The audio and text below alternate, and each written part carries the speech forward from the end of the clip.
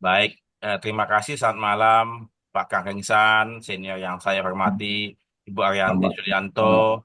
senior juga saya, ya, kemudian eh, Pak Nugraha Budi, ya, sparring partner di UGF, ya, kemudian ada juga Pak Rudianto, ya, kemudian ada juga Pak Sanderson, ada di Taipei, Terus nanti kalau ya, ke gereja itu kayak kemudian lebih Pak siapa lebih Pak apa jam Nizar, Pak Soyanda Nakagawa, ya. Terima oh kasih iya banyak, jangan terima kasih tuh banyak, ya. Terima kasih banyak jangan atas apa apa kesediaan Bapak Ibu sekalian untuk dapat berdiskusi, ya.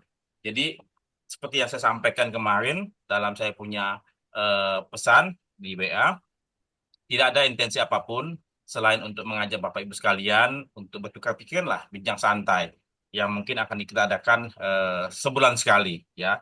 Walaupun katakanlah mungkin bisa dibilang sebagai angin lalu, ya, tapi tidak apa-apa lah, tidak apa-apa. Yang penting asal ada niat kita berikan kepada industri, kita coba sampaikan. Nah, ini itu baru pembuka saya. Jadi mohon tanggapan Pak Kang Isan, Ibu Ariyanti, Pak Nugrah Budi, Pak Nisa, Pak Rudianto, Pak Sandasan, sama Pak Soyanda. Monggo silakan tentang ide bincang santai asuransi ini untuk kita sampaikan kepada industri. Monggo. Nanti topiknya kita susun belakangan. Monggo, silakan. Pak Kingsan, monggo Pak.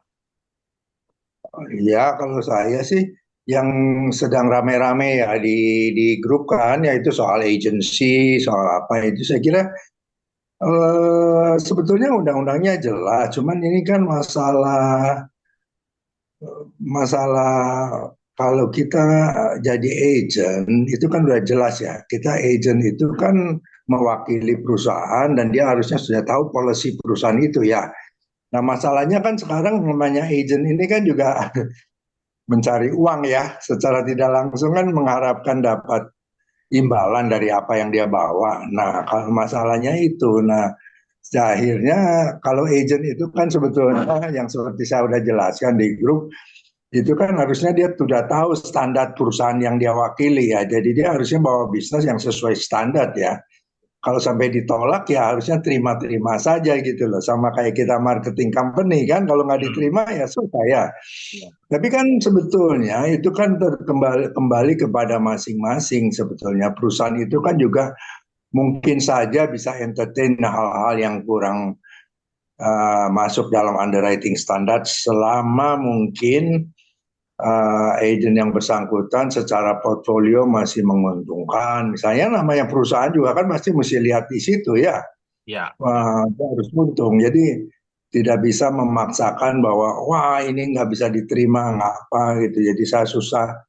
Nah, ya harusnya sudah tahu lah polisinya perusahaan kayak apa ya carilah bisnis yang sesuai dengan standar perusahaan. Tapi ya serba susah. Akhirnya kan agent ini secara tidak langsung sebetulnya secara prakteknya itu udah mirip-mirip broker jadinya kan. Ya kan dia pengen semua yang misalnya di bawah diterima, terus idealnya secara tidak langsung juga secara tanda kutip juga dia membela langganannya, kliennya. Sebetulnya tidak tidak demikian kalau namanya agent kan.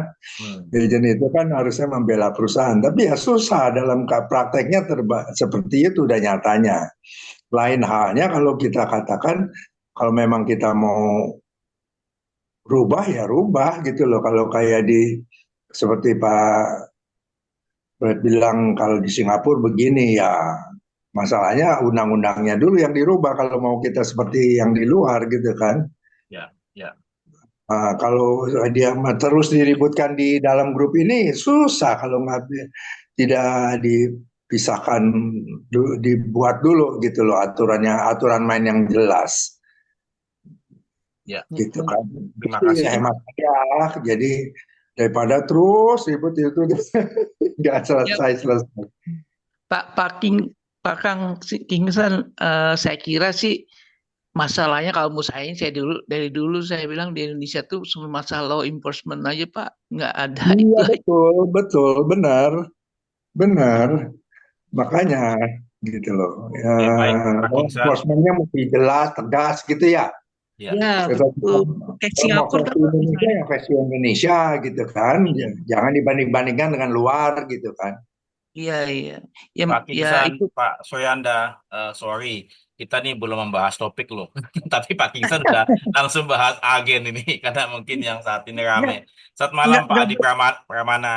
Selamat malam, selamat bergabung. Malam, Pak Freddy. Ya, sudah lama tidak bersua ini, sudah tidak ketemu lagi. Ya, Ya, semoga sehat Alhamdulillah. selalu, gitu ya. Yang penting sehat itu yang Ya, paling utama. amin. Pokoknya mudah-mudahan Pak Adi juga sehat dan kemudian bahagia senantiasa lah, gitu. Siap, Ya. siap. Ya, jadi kita nih kembali lagi pada bukan tema, maksudnya inisiasi ini adalah membuat temanya bincang santai asuransi, ya. Karena selama ini terus saja saya pun juga memprakarsai pertemuan Good Faith Inisiatif ya, yang ada berdelapan orang, di mana sebelumnya Pak Budi Herawan ada di situ sebelum beliau jadi Ketua Umum AUI, kemudian ada Pak Soyanda juga ada, Pak Jafar juga ada, kemudian juga ada Direktur utamanya Gegi, ya Pak Asy Sata dan beberapa. Ya, tapi kemudian setelah Pak Budi Herawan jadi Ketua Umum AUI, kelihatannya vakum ya, dan kemudian saya pikir itu hanya ada pertemuan, kemudian ada catatan, kemudian kita sampaikan kepada asosiasi untuk asosiasi apa tindak lanjuti. Nah, tapi kemudian setelah beliau jadi Ketua Umum AUI, ya sudah vakum, dan kemudian tidak ada lagi nih suatu tanda petik movement ataupun suatu pergerakan untuk dapat memberikan sumbangsi pemikiran-pemikiran, opini-opini bagi industri perasuransian. Ya, jadi saya pikir ini mewujud nyatakan apa yang katakanlah kita diskusikan di UGF itu, ya supaya tidak cuman mencair saja, tapi kita coba wujudkan, ya kita akan coba bicara sebulan sekali dan kita akan pilih topiknya. Tapi ini kali pertama. Bisa saja mungkin kita langsung bicara mengenai agen dan agensi. Monggo, silakan Pak Ibu Arianti. Monggo Bu, silakan. Baik, terima kasih nih Pak Freddy atas undangannya. Selamat malam Bapak-Bapak semuanya. Ini ibunya ada nggak? Nggak ada Ibunya ya. nggak ada Ibu. Ibu Ada sendiri. Ibu Freddy. Sekarang Jadi jadi primadona, Bu. jadi ceritanya nih saya dapat undangan dan saya oke deh karena pinjang santai gitu ya. Tentu bertemu dengan teman-teman apa di industri ini pasti sangat sangat senang. Jadi kalau misalkan apa namanya untuk ngobrol-ngobrol ringan gitu, ringan tapi berisi itu gimana ya? Ringan tapi berbobot gitu ya. Nah, jadi Pak Freddy, saya justru gini, eh, kalau pertama saya hargai semuanya itu saya hargai dengan segala apa namanya perhatian dan eh, sumbangsihnya. Jadi sekarang ini kan banyak WA grup yang kadang-kadang saya sampai nggak mampu nih ngelihat yang mana ya. Tapi saya bisa membandingkan mana yang konsisten membahas soal teknis seperti di grup technical apa itu ya. Nah, kemudian ada yang santai ke arah mana. Jadi memang Pak Freddy mengumpulkan eh, pakar-pakar dari berbagai keahlian menjadi satu forum itu pasti agak-agak eh, bukan sulit ya, makan waktu. Contoh saya di sini kalau diskusi teknis banget gitu, pasti saya akan banyak mendengar. Tapi kalau soal tata kelola, mungkin saya akan banyak bicara gitu ya. Jadi akhirnya nanti memang yang saya dambakan adalah ada satu inisiator yang bisa mengumpulkan berbagai ini tadi apa namanya expertise, tapi satu tuntas. Misal contoh tadi yang sudah dibuka oleh Pak Gengsan tentang agen gitu ya. Maka ketika topik itu kita bahas dari berbagai sudut pandang. Artinya kalau dari sisi tata kelola bagaimana, kalau dari sisi underwriting bagaimana, dan sebagainya gitu. Apakah akan seperti itu atau ya pokoknya namanya santai ya apa aja bisa diomong gitu ya. Nah, saya pasti akan menjadi pendengar yang baik gitu. Cuman kalau ngomong itu pasti saya ukur dengan ekspertis saya gitu. Kalau aku nggak ekspor, aku nggak berani komen juga karena industri ini juga butuh apa tempat pembelajaran bagi newcomer. Kita melihat fenomena yang masuk dalam industri kita itu banyak sekali apa asalnya ya, habitatnya dari mana, kemudian masuk kita gitu. Kita pengen mereka juga segera beradaptasi sehingga kita itu bisa satu satu platform, satu pemikiran gitu. Ya itu, sementara sih saya karena mendadak juga ini mana saya ada di kaki gunung nih, Terima kasih Pak Yanti. di kaki Terima Gunung kasih. Merbabu. Dingin sekali ya. Dingin Jadi sekali. jadi tentu tentu saya dengan senang hati apapun apapun yang Bapak-bapak lakukan itu saya melihat dari sisi positifnya gitu. Walaupun sering saya juga membaca perdebatan itu biasa aja, asal nanti ujungnya itu yang harus firm, yang menjadi acuan newcomer gitu. Kalau nggak sampai berujung, newcomer ini juga wah ini mau ikut yang mana nih, maksud mana ini gitu kan. Gitu. Jadi jadi kalau bisa seperti itu, kita malah bisa merubah orang-orang yang baru masuk yang mempunyai persepsi yang keliru tentang industri ini gitu. Gitu Pak Freddy, Baik, sementara ya. Nanti baik, baik, kebablasan kelamaan baik. ngomong. Terima kasih Bu Iya, Yanti. iya. Saya persilakan Pak Sanderson, silakan yang dari Taipei ini. Monggo, kita coba tetapkan saja kita ngomongin mengenai agensi saat ini dan agent. Monggo Pak. Oke, kalau saya eh, sebelumnya saya ingin kasih tahu latar belakang saya dulu. Saya mulai start 30 tahun yang lalu sebagai agent, ya. Nah, terus naik sebagai branch manager. Nah, terus saya juga mengalami perpindahan dari branch system ke agency system. Ya, jadi sejarah asuransi, ya kita tahulah ya dari awal bagaimana dari agent dari branch system menjadi agency. Nah, setelah di agensi, saya direkrut untuk masuk ke manajemen. Ya, jadi saya jadi mengerti dua sisi. Ya, sisi manajemen dan juga sisi agensi. Nah, yang kita mau bahas di sini itu adalah mungkin dari sisi asuransi jiwa. Nah, kalau saya melihat sisi dari asuransi jiwa, kita melihat sejarahnya dulu. Ya, kalau dulu sejarah pembentukan agent, mau asosiasi agent itu selalu dihalangin oleh perusahaan karena perusahaan takut, ya. Nah, terus perusahaan selalu mengancam. Jadi kalau ada yang mau bentuk asosiasi, mereka takut kayak asosiasi pekerja, ya, mengancam perusahaan, maka mereka diancam bisa dikeluarkan lah apa segala macam, sehingga asosiasi keagenan itu tidak pernah terwujud. Nah, selanjutnya terbentuklah asosiasi AAJI. Nah, AAJI itu adalah asosiasi perusahaan yang terbentuk karena perusahaan. Makanya tidak heran asosiasi itu lebih membela perusahaan. Masih ingat nggak waktu asosiasi di awal, ya ada aturan bahwa kalau agent itu kalau sudah keluar, maka mereka harus menunggu 6 bulan. Tidak boleh jualan asuransi loh. Harus jualan yang lain, ya baru boleh masuk kembali. Nah ini kan melanggar hak asasi manusia, ya kok dia diharuskan di luar bidang dia menjualan asuransi tapi harus menjual yang lain. Nah akhirnya setelah ditentang-tentang baru direvisi, ya. Nah terus hal apa lagi yang menguntungkan perusahaan? Banyak sekali peraturan-peraturan yang di dalam keagenan itu, ya ternyata sangat tidak menguntungkan agent. Nah itu juga harus di apa istilahnya direformasi lah, ya. Nah, tapi sebelum saya bahas itu, nah setelah AJ itu kan bentuknya dari perusahaan. Harusnya perusahaan itu tidak boleh mengeluarkan lisensi kalau kita mau merujuk seperti di luar negeri. Kalau lisensi keagenan harus dikeluarkan oleh namanya asosiasi keagenan. Nah, sekarang AAJ kan asosiasi perusahaan. Kenapa mereka bisa mengeluarkan keagenan? Nah, jadi udah kebalik-balik nih. Nah, terus setelah itu baru terbentuk asosiasi agent. Oke. Nah, asosiasi agent itu terbentuk adalah orang-orang yang dulu inisiatornya itu kalau sepengetahuan saya, ya itu yang memilitkan Prudential dan akhirnya mereka pindah ke Allianz. Nah, disitulah orang-orang tersebut yang akhirnya menginisiasi pembentukan asosiasi keagenan. Nah, beberapa waktu yang lalu saya sempat bicara dengan asosiasi tersebut dan mereka juga tidak bisa memperjuangkan kepentingan agent.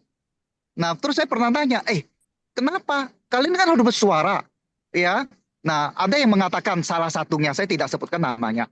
Kita juga dapat sokongan nih dari perusahaan-perusahaan. Setiap kali ada acara MDRT apa segala macam, perusahaan itu memberikan dana. Kayaknya kita nggak enak loh untuk melawan perusahaan. Halo, kok jadi tidak enak gara-gara dikasih dana? Nah, terus kalau kalian mau independen, jangan minta uang sponsor perusahaan. Agent kan banyak sekali agensi yang kaya-kaya. Mereka sumbanglah duit supaya mereka independen. Dan kalau mereka memang udah independen, kalau ada aturan-aturan dan kontrak keagenan itu merugikan keagenan, mereka lah yang bersuara. Ya bahkan sekarang saya melihat itu ada fenomena, ya banyak sekali agensi berantem dengan perusahaan, sekarang sampai ke pengadilan loh. Kenapa harus seperti itu? Nih saya ngambil contoh nih salah satu kemarin yang saya discuss dengan Pak Freddy juga.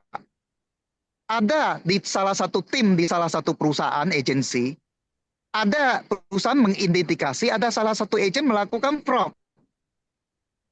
Nah, oleh karena mereka melakukan investigasi terhadap agen tersebut, maka seluruh agensi itu di hold, mereka punya komisi sama bonus dan sebagainya.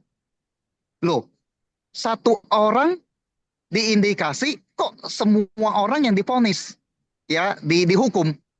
Nah, terus perusahaan intinya itu adalah mau mencari investigasi, ya. Nah, waktu diinvestigasi sudah lewat 1 bulan, 2 bulan, 3 bulan belum selesai.